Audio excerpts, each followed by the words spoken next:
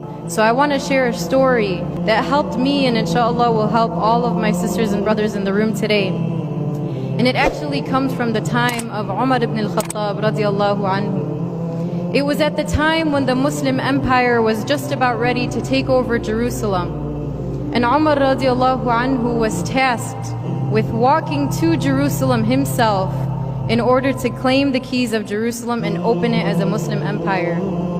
So he sets off with a servant and he makes this pact with his servant. He says, this is what we're gonna do. He says, I'm gonna sit on the camel and you're gonna walk me for half the way, and in the other half you're gonna sit on the camel and I'm gonna walk you. SubhanAllah, just shows you how just he was as a leader.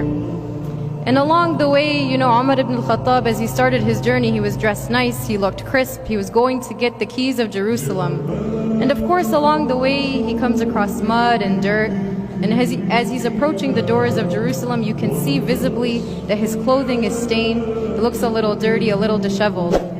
And on top of that, as they're entering into the doors of Jerusalem, it's the servant's turn to sit on the camel, and Umar ibn al-Khattab is the one who is walking him. And so the servant turns to Umar ibn al-Khattab, he says, Ya Amir al-Mu'mineen, maybe we should switch. You know, these people are all ready to welcome you as their leader. It would make most sense if you were sitting and I walk you in.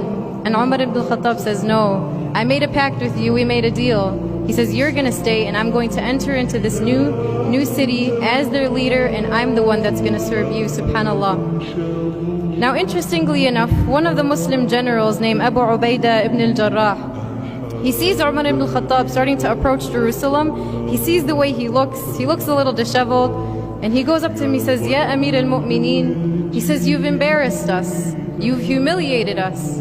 He says, all of these people are dressed so nice, they're ready to welcome you. How are they going to honor you as their new leader when you look so disheveled? And Umar ibn al-Khattab says something, and if you remember nothing from this talk besides this statement, it is this.